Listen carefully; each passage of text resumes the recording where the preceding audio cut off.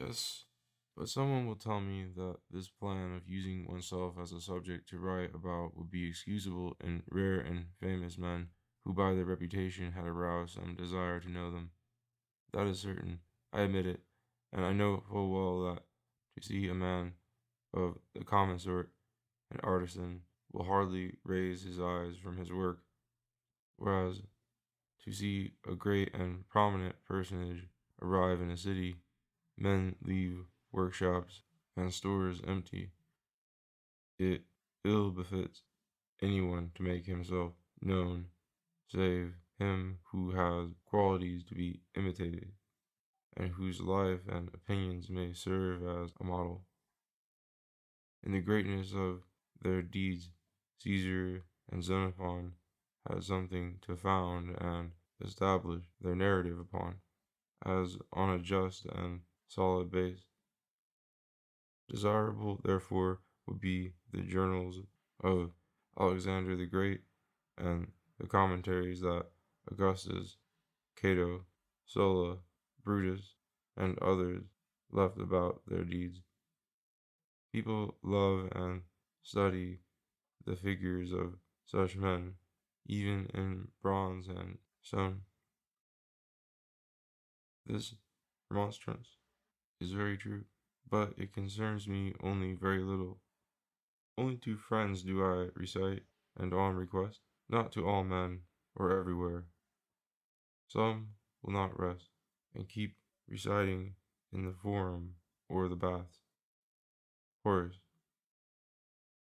I'm not building here a statue to erect at the town crossroads, or in a church, or a public square. I do not aim to swell my page full blown with windy trifles. We two talk alone. Perseus. This is for a nook in a library, and to amuse a neighbor, a relative, a friend, who may take pleasure in associating and conversing with me again in this image.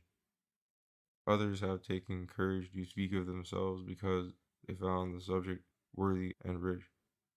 I, on the contrary, because I have found mine so barren and so meager that no suspicion of ostentation can fall upon my plan. I willingly judge the actions of others. I give little chance to judge mine because of their nullity. I do not find so much good in myself that I cannot tell it without blushing. What a satisfaction it would be to me to hear someone tell me in this way of the habits, the face, the expression, the favorite remarks, and the fortunes of my ancestors. How attentive I would be. Truly, it would spring from a bad nature to be scornful of even the portraits of our friends and predecessors, the form of their clothes and their armor. To keep their handwriting, their seal, the breviary, and a peculiar sword that they used. And I have not banished from my study some long sticks that my father ordinarily carried in his hand. A father's coat and his ring are the more dear to his children the more they loved him. St. Augustine. However, if my descendants have other tastes, I shall have ample means for revenge, for they could not possibly have less concern about me than I shall have about them by that time.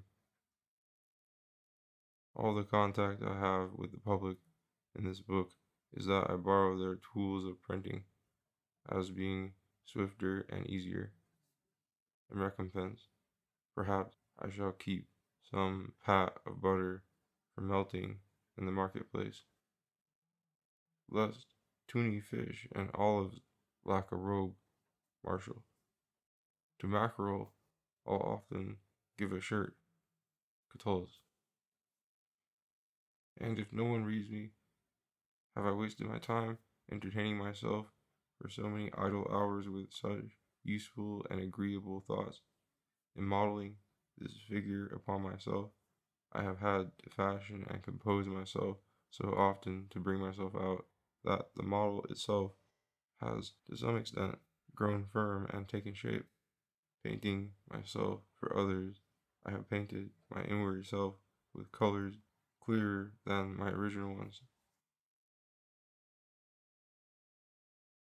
I have no more made my book than my book has made me, a book consubstantial with its author, concerned with my own self, an integral part of my life, not concerned with some third hand, extraneous purpose, like all other books. Have I wasted my time by taking stock of myself so continually, so carefully? For those who go over themselves only in their minds and occasionally in speech, do not penetrate to essentials in their examination, as does a man who makes that his study, his work, and his trade, who binds himself to keep an enduring account with all his faith, with all his strength. Indeed, the most delightful pleasures are digested inwardly. Avoid leaving any traces, and avoid the sight not only of the public, but of any other person. How many times has this task diverted me from annoying cogitations, and all frivolous ones should be counted as annoying.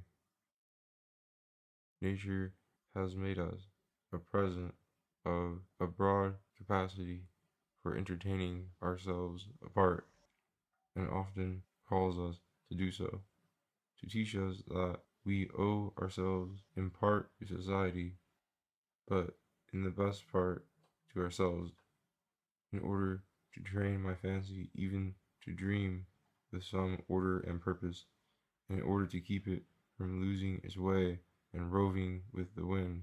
There is nothing like embodying and registering all the little thoughts that come to it. I listen to my reveries because I have to record them.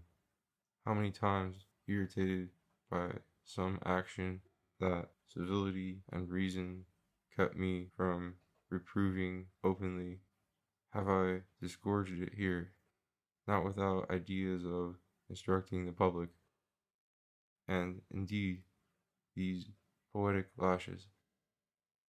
Bang in the eye, bang on the snout, bang on the back of the apish lout, wrote, imprint themselves even better on paper than on living flesh. What if I had a slightly more attentive ear to books, since I have been lying in wait to pilfer something from them to adorn or support my own? I have not studied one bit to make a book, but I have studied a bit because I have made it. If it is studying a bit to skim over and pinch by his head or his feet, now in one author, now another, not at all to form my opinions, but certainly to assist, second, and serve those which I formed long ago.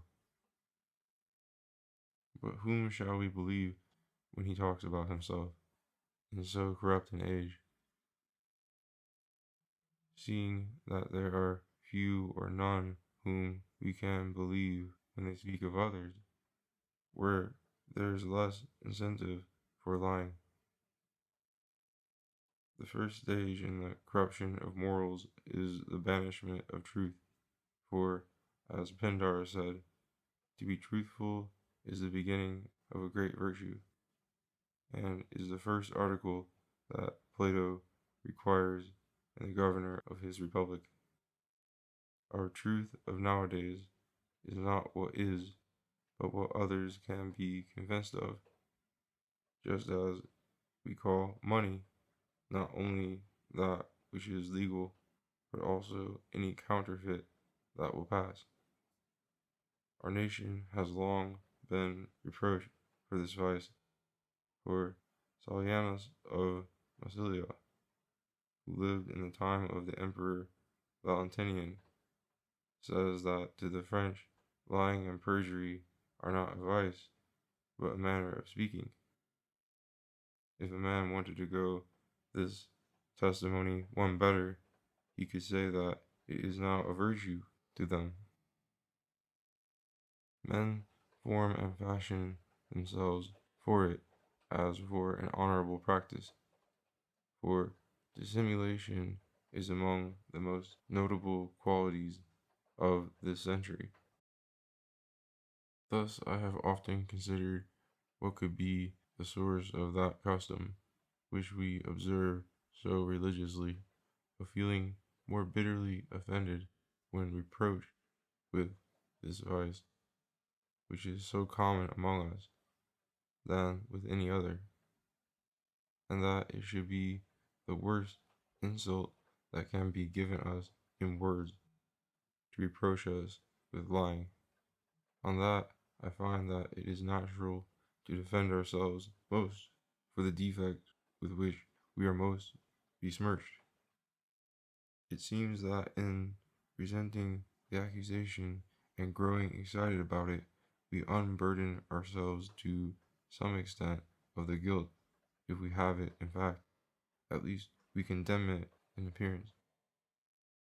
Would it not also be that this reproach seems to involve cowardice and lack of courage? Is there any more obvious cowardice than to deny our own word? Worse yet, to deny what we know? Lying is an ugly vice, which an ancient paints in most shameful colors when he says that it is giving evidence of contempt for God and at the same time of fear of men. It is not possible to represent more vividly the horror, the violence, and the profligacy of it. For what can you imagine uglier than being a coward toward men and bold toward God? Since mutual understanding is brought about solely by way of words, he who breaks his word betrays human society. It is the only instrument by means of which our wills and thoughts communicate. It is the interpreter of our soul. If it fails us, we have no more hold on each other, no more knowledge of each other. If it deceives us, it breaks up all our relations and dissolves all the bonds of our society. Certain nations of the New Indies, there is no use mentioning their names, which are no more, for the desolation of their conquest, a monstrous and unheard of case, has extended even to the entire abolition of the names and former knowledge of the places offered to their gods human blood, but only such as was drawn from their tongue and ears in expiation of the sin of falsehood, heard as well as uttered. That worthy fellow from Greece used to say that children play with knuckle bones, men with words. As for the varied etiquette of giving a lie, and our laws of honor in that matter, and the changes they have undergone, I shall put off till another time telling what I know about that, and shall meanwhile learn, if I can, at what time the custom began of weighing and measuring words so exactly and attaching our honor to them. For it is easy to see that it did not exist in olden times among the Romans and the Greeks, and it has often seemed to me novel and strange to see them giving each other the lie and insulting each other without having a quarrel over it. The laws of their duty took some other path than ours. Caesar is called now a robber, now a drunkard, to his face. We see how free are the invectives they use against each other. I mean, the greatest warlords of both nations, where words are avenged merely by words and do not lead to other consequences.